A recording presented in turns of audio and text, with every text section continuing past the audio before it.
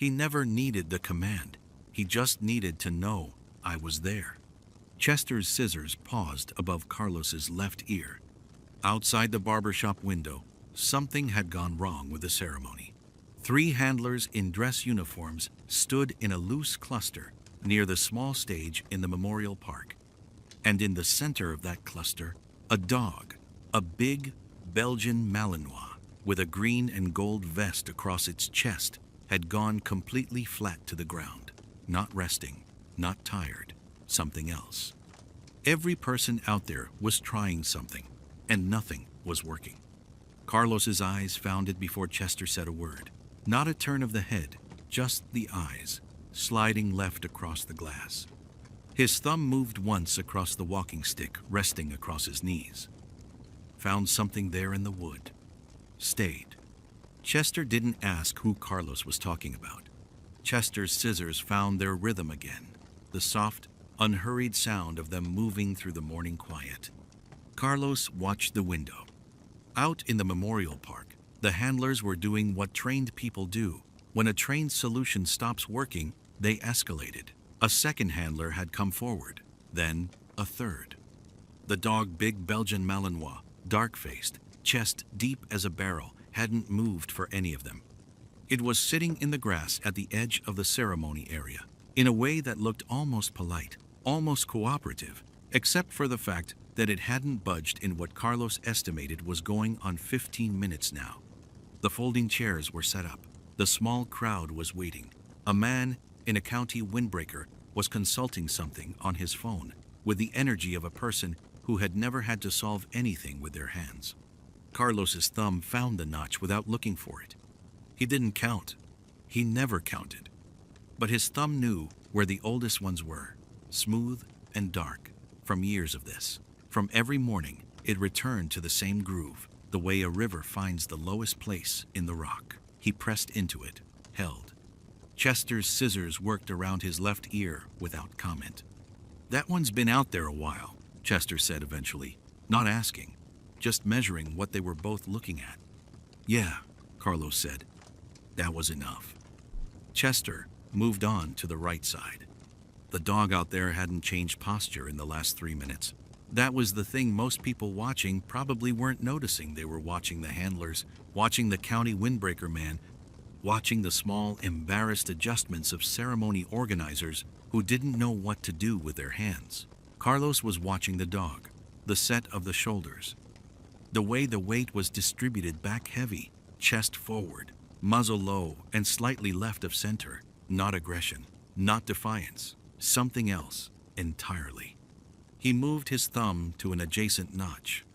Slightly deeper, slightly rougher. That one was older. Chester noticed the movement. You could tell, because Chester was a man who noticed things and had the good sense not to mention them. He had cut Carlos's hair for going on 6 years, and in 6 years he had learned the precise shape of the things Carlos did not say, the walking stick across the knees. The eyes that moved before the face did slow, habitual, reading the room through the window glass, the same way they read the room in any space Carlos entered. Exits first, then arrivals, then the middle distance. Chester had worked out years ago that this was not a habit Carlos turned on. It was a habit he would have had to actively work to turn off, and he had never bothered. The scissors moved. The morning held. "Dog won't go for any of them," Chester said, quiet as a man confirming the weather. Carlos's eyes tracked right, past the cluster of handlers, to the dog's face. "No." "No why?" A breath in, a breath held, a half-second too long, then out. "Got an idea." Chester finished the right side and set the scissors down on the counter with a small, definitive click. He untied the cape at Carlos's collar, gave it one professional shake, stood back. Carlos didn't move immediately. His thumb pressed into the smooth old notch once more, the oldest one, the one that had gone past rough and past worn and arrived somewhere that felt almost like skin, and then his hand lifted and rested flat on the wood. He looked at the dog. The dog, impossibly turned its dark-faced head and looked at the window. Carlos stood up, set the walking stick to the floor with the loose, unhurried grip of someone who carries it for reasons that have nothing to do with balance.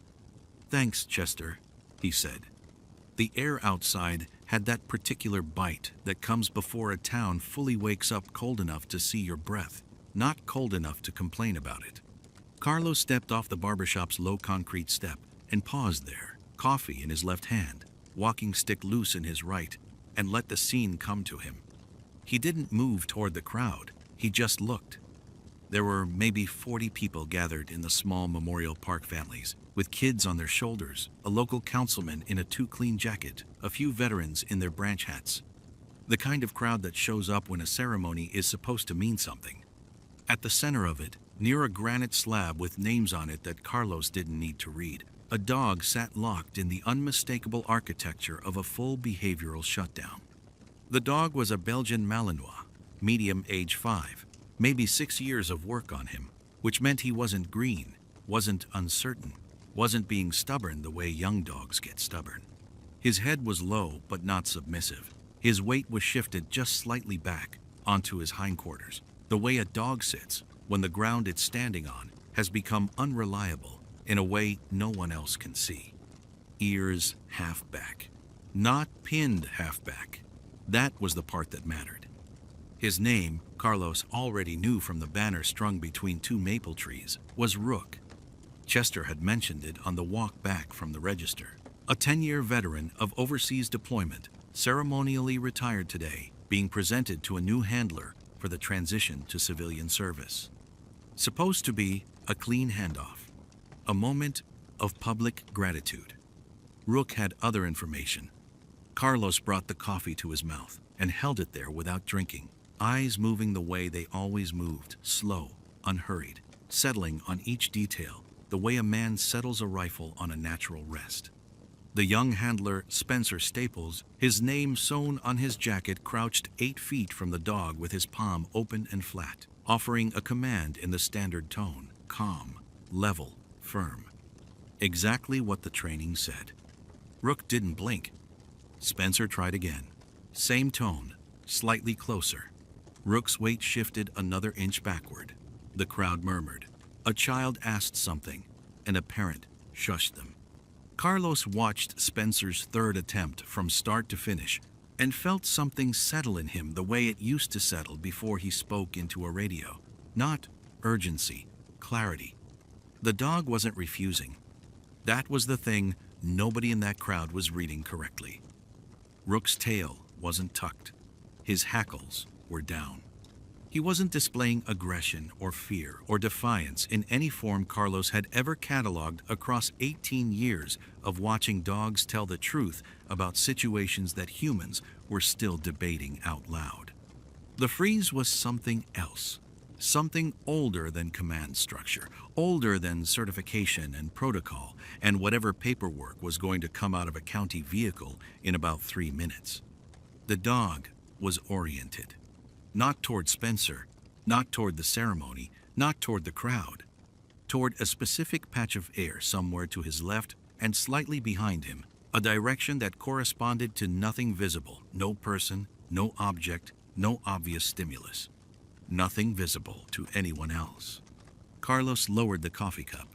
His thumb found the walking stick's wood without looking, moved along the grain, and settled into a notch, worn smooth from years of the same small motion. He pressed into it once, not counting, just touching. He hadn't brought a dog home in a long time. He'd learned not to name that particular kind of tired because naming it didn't do anything useful, but he knew what grief-locked looked like. He'd seen it in the field, crouched in the dark beside dogs that had lost their person and had no language for it except the body going quiet in a way that no command could reach. He knew what Rook was doing. He was waiting for someone who wasn't coming. "Sir, I need you to step back behind the tape line. This is a controlled animal interaction zone." Dwight Kaplan had a binder under one arm and a lanyard badge bouncing against his chest with every purposeful step. He was maybe 45, with the kind of haircut that said he'd never been told no by someone who mattered. and he moved through the crowd the way people move through crowds when they believe the crowd is the problem. Carlos didn't step back. He shifted his weight slightly, the walking stick easy in his right hand, and watched Kaplan finish a half-circle sweep of the perimeter, directing 2 ceremony volunteers to unspool a length of orange barrier tape between a pair of folding chairs. Official, documented, contained. Rook hadn't moved. Kaplan reached the edge of what he designated the controlled zone and stopped in front of Carlos. He wasn't rude about it. He had the manner of a man who genuinely believed he was helping, and that was the part that made it harder. "I understand you're interested in what's happening here," Kaplan said, "but we have a situation with an unresponsive working animal, and county protocol requires certified handler contact only. There are liability considerations for your safety and the animals." He glanced down at the walking stick. "Back up. I'm going to have to ask you to wait on the other side of the tape." Carlos looked at him. Not long, just enough. "All right," he said, and didn't move. Kaplan opened his binder. Not aggressively more, the way a man opens a binder, when he wants the binder itself to make his point for him. He found his page. "We've got the incident log started. The certified handlers on site have made 3 documented approach attempts. Our next step is to contact the Regional Animal Services Supervisor and begin the assessment protocol for an unresponsive K9 at a public event." He looked across at Rook, who was sitting with his head down and his weight back, immovable as poured concrete. "Depending on what that assessment shows, we may need to remove the dog from the public-facing area." Spencer Staples was nearby, lead in hand, and something moved across his face at that, not anger, but the look of a man watching something he can't stop. Kaplan kept talking. He had a lot of procedure to get through. Carlos wasn't listening anymore. His eyes had gone back to Rook. The dog's ear, the left one, was rotating slowly, like a dish tracking a signal. Not toward Kaplan, not toward the crowd, or the ceremony flags, or the speakers now murmuring awkwardly into dead air, toward Carlos. Just the ear, barely, but it was moving.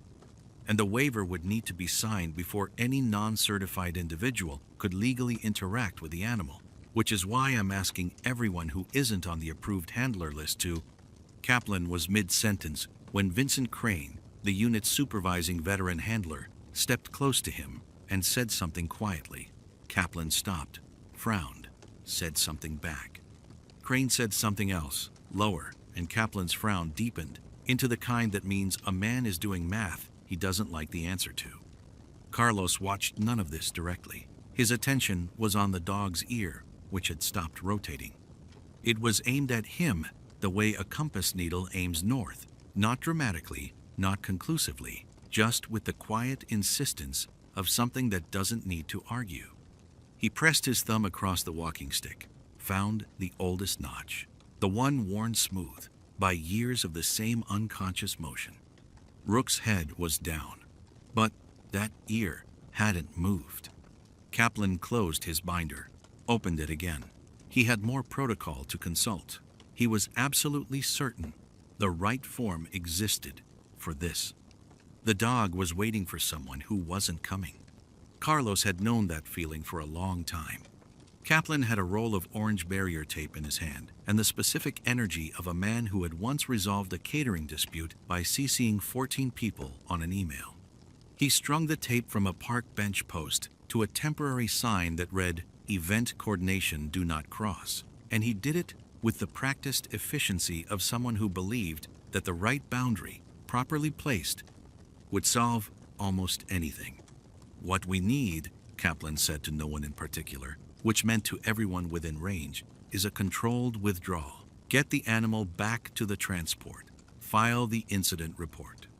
Reschedule the formal transfer ceremony pending a behavioral review. Vincent Crane, the unit's supervising handler, had the look of a man hearing a word in a language he didn't speak. He was standing 6 feet from Rook with his arms loose at his sides, not touching anything, not commanding anything, just present, the way good handlers learn to be. He'd been there for 20 minutes. The dog hadn't moved a centimeter toward him. The dog doesn't need behavioral review, Crane said. He needs to be out of public view until we can establish what's triggering the non-compliance. Kaplan clicked his pen. That's protocol. I don't write the protocol. I follow it. Chester had drifted out of the barbershop behind Carlos, still holding his comb, apron still tied. He stood at Carlos's left shoulder now, looking at the same scene.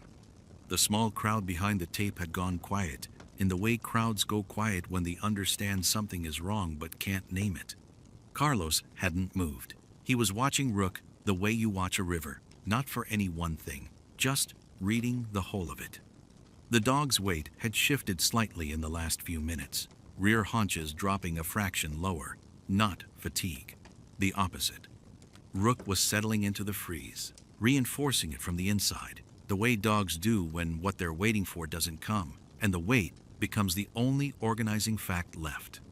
Chester glanced at Carlos's face and then looked away, because whatever he saw there wasn't meant to be observed directly. Kaplan was on his radio now, requesting what he called a secondary containment assessment, which appeared to mean a second van and a second set of forms. "Sir," Spencer Staples said, and there was something careful in his voice, something working against frustration. "If we move him now, we may lose weeks of the reintegration work. The liability window on a public ceremony is—" "He's not a liability," Spencer said. Kaplan paused. He wasn't a cruel man. He wasn't even an unreasonable one, in most rooms. But this wasn't a room.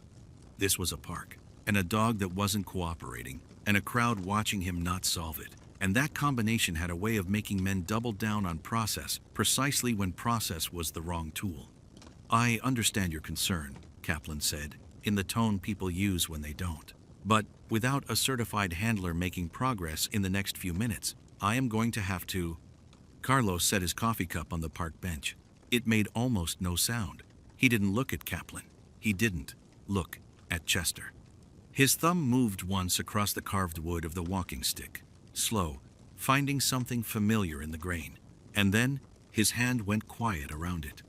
Chester watched that. He'd been cutting this man's hair for 3 years.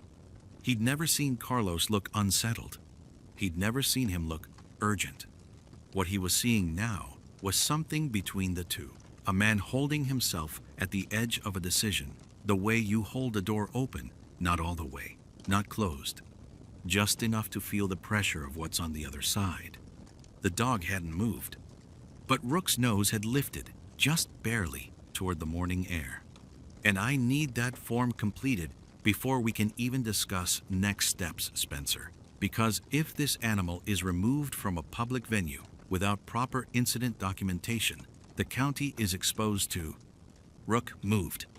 Not fast, not the way a dog moves when it's excited or startled or released from a command.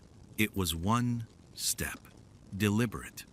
Weight shifting forward from the haunches, head swinging on a slow arc that bypassed every handler, bypassed Spencer, bypassed the knot of uniformed personnel who had been working this problem for 40 minutes. Swinging directly toward Carlos. 30 feet of open grass between them. Rook's nose lifted again, higher this time, and those amber eyes locked onto the man in the faded dark green jacket standing at the tape line, and the dog went absolutely certain. No hesitation. No second read. Just recognition. Moving on 4 legs across the Memorial Park lawn at a walk that had purpose in every stride. Kaplan stopped talking. The binder went slack in his hand. Spencer Staples didn't give a command. Couldn't. His mouth was open and nothing was coming out, because you don't command a dog when the dog already knows where it's going. Carlos didn't move toward it, didn't crouch, didn't call, didn't reach out a hand in that coaxing way civilians do with unfamiliar animals. His thumb found the carved stick at his side, not gripping it, just resting there, that loose, ready contact, and he let his weight settle, unhurried. Like a man who has been waiting at a lot of tape lines in his life and has learned not to make the first move. Chester, standing 2 feet to his left, exhaled slow through his nose. Rook closed the distance to 15 feet, then 10, and the dog's tail, which had been hanging limp for the better part of an hour, began a single, slow arc. Not wagging, not yet. Something more careful than that. Something that looked almost like a question being worked out in real time. 5 feet. The dog stopped. Rook sat. Not on command, not with any handler's signal, not in response to anything anyone in the park had said or done. The dog sat in front of Carlos McBride, looked up at him, and the tension that had been locked into those hindquarters for the last hour came down out of the animal like heat leaving iron. Slow, even, gone. The crowd didn't cheer. They didn't murmur or shift or reach for phones. They just went quiet. The specific kind of quiet that happens when something occurs that no one has a word for yet. Vincent Crane, the unit's supervising handler, had been watching from across the perimeter. He was a compact man with close-cropped gray at his temples and the kind of patience that comes from years of working with animals that know things you don't. He watched Rook sit, watched the dog's breathing. Then his eyes moved to Carlos, and something in his face changed, not surprise exactly, more like a door opening in a room he thought was locked. He took one step toward the tape, then stopped himself, just watching, measuring. Ow. Kaplan found his voice first. That animal approached a member of the public, which is exactly the liability scenario I've been trying to. Chester turned and looked at him. Just looked, didn't say a word. Kaplan closed his mouth. Carlos was looking at Rook, only at Rook. His eyes had stopped their slow perimeter work, the constant, quiet read of every exit and arrival, and for the first time since he'd stepped outside, his attention had landed fully on one thing and stayed there. The dog held his gaze, and the morning held everything else. Nobody stopped him. That was the thing. Kaplan had a mouthful of words, ready you could see them stacking up behind his teeth, but when Carlos lifted the tape and walked under it, nobody moved to intercept him. Not Spencer. Not the other handlers flanking Rook's left. Not even Kaplan, who had been talking non-stop for the last 4 minutes and whose voice simply stopped working, like a radio losing signal mid-broadcast. Carlos walked at a pace that wasn't slow and wasn't fast. Unhurried, the carved stick swung easy in his left hand, his thumb riding the wood from notch to notch without looking down. His eyes were on Rook the whole way across the grass. The dog watched him come. No growl, no retreat, just that locked, patient attention, the kind of attention a dog gives something it is trying to decide about and taking its time. Carlos stopped 6 feet out. He didn't crouch, didn't drop to one knee, didn't extend a hand. He simply occupied the space in front of the dog, the way a wall occupies a room present, without demand. His breathing was even, his weight settled into both feet. Spencer was 2 steps to his left, the leash hanging slack in his hand, his expression somewhere between relief and guilt, like a man watching someone else do in 30 seconds what he'd failed to do in an hour. Carlos turned to him. He pulled the coin from his jacket pocket without ceremony, no presentation, no explanation, and pressed it into Spencer's palm, closing the young man's fingers over it with one brief, firm grip. The kind of gesture that says, "Keep this." That's all it said.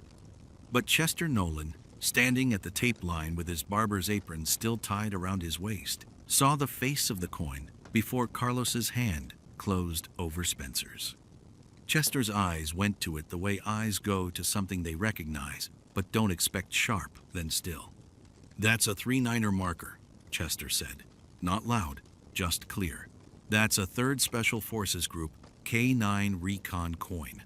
Where did you get a 3-9er coin?" Nobody answered him immediately. But Vincent Crane, the supervising handler who had been standing 20 feet back near the ceremony staging, turned around. Vincent was a man who had spent 30 years reading dogs and reading people, and the two skills had grown together in him until he couldn't really separate them anymore. He looked at the coin in Spencer's hand. He looked at the jacket. He looked at the walking stick. And then he looked at Carlos's face. and something in his own face changed, a slow, involuntary alteration, the way a familiar photograph comes into focus after years of looking at it half remembered. He walked over, measured steps.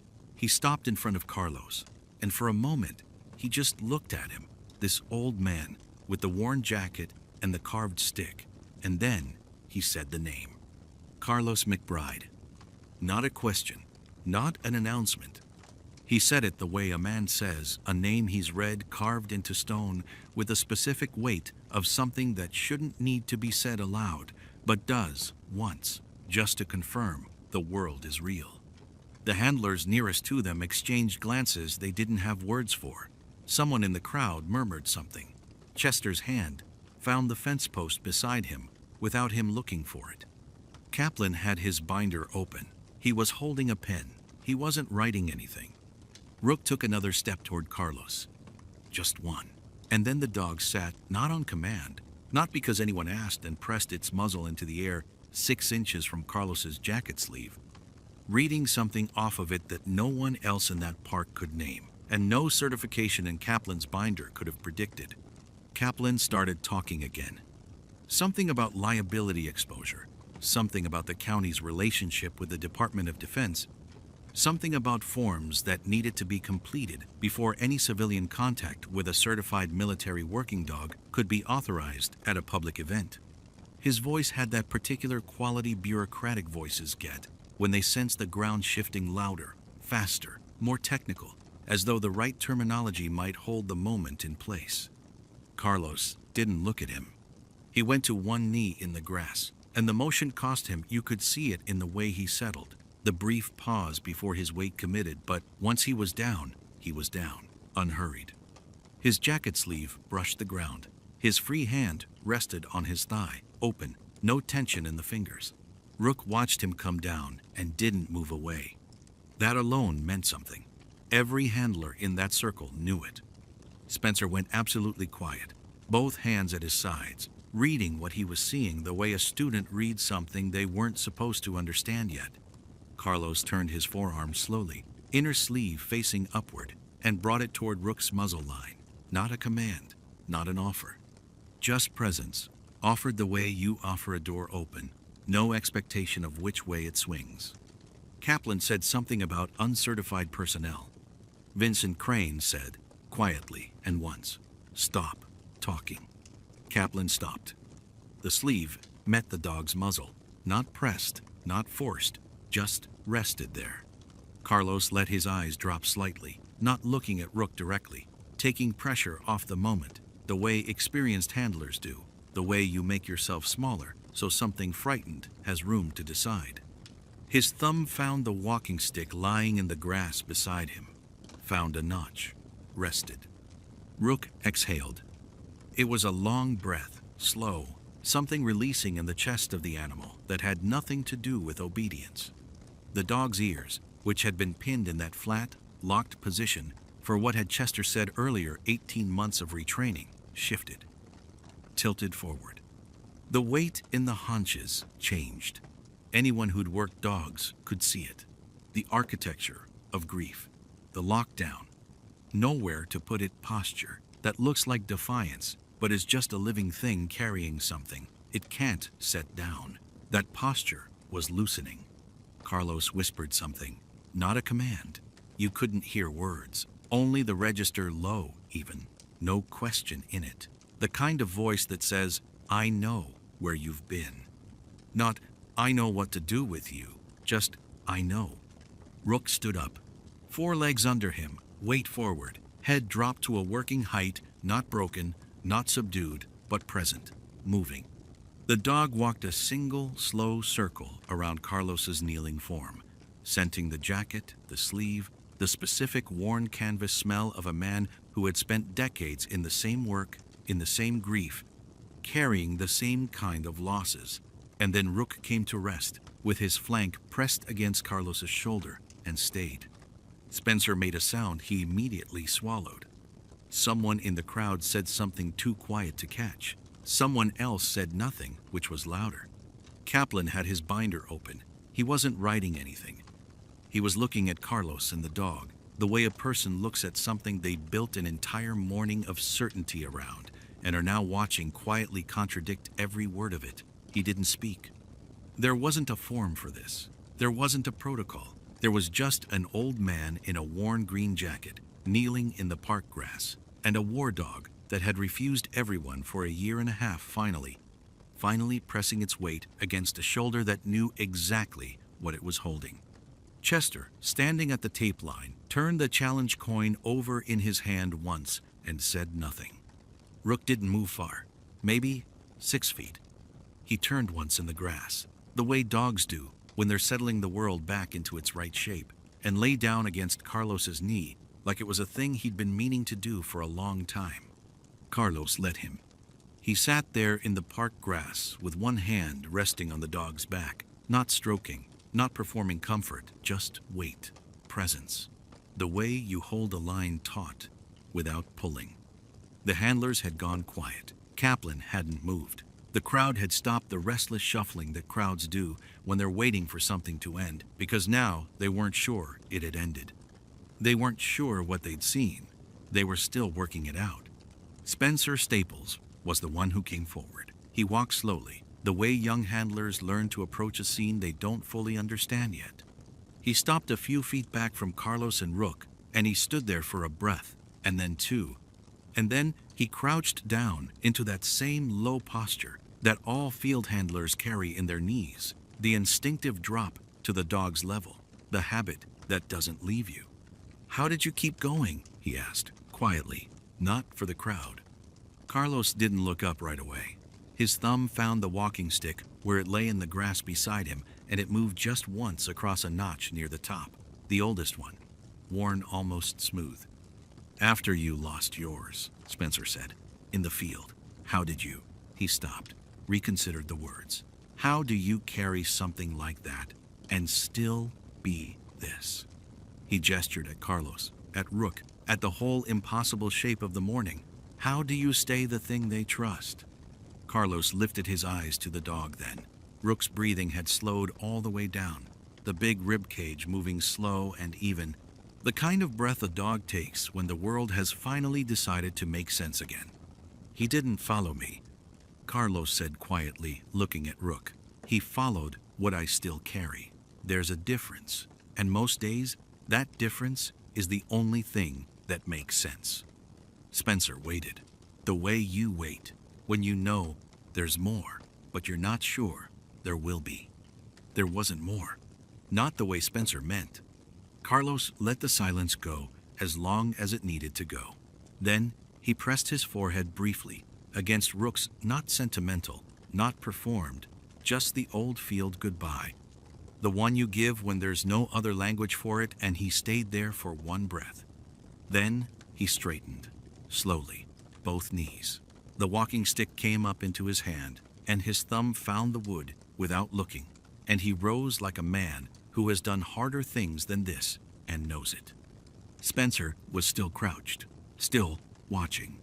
His eyes had gone somewhere young handlers' eyes go when they've just been handed something they're going to carry for the rest of their career and don't quite have the shape for it yet. Carlos looked at him just once, direct and unhurried. "You keep going," he said, "because the next one needs you whole." That was it. That was all of it. Every notch on the stick, every name he didn't say aloud.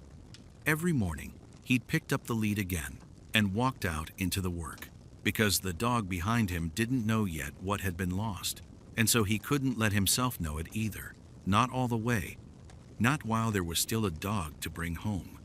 Spencer didn't answer. He just nodded, slowly, like a man taking on weight he's decided he's ready for. Rook breathed. The grass held them all. Chester turned the challenge coin over once more in his hand and didn't say a word. He didn't look back. That was the thing Chester noticed first. Every handler, every official, every person in that park watched Carlos walk away, and he never turned around once.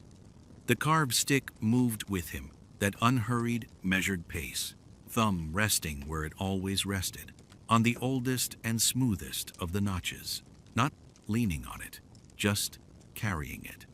The way he carried everything. The overcast had been pressing down all morning, flat and gray and permanent looking. But as he reached the sidewalk in front of the barber shop, the clouds pulled apart. For just a moment, a single shaft of late light crossing the concrete, maybe 4 feet ahead of him, pale gold and exact, the kind that exists only long enough to make you notice it. He stepped through where it had been. Behind him, back at the park fence, the small ceremony flags stirred, once on a breath of wind, lifted, settled, and were quiet again. The barbershop door opened. Chester held it without a word. Carlos touched the notch one last time before his hand found the doorframe, just the pad of his thumb. Just a second. Then he went inside.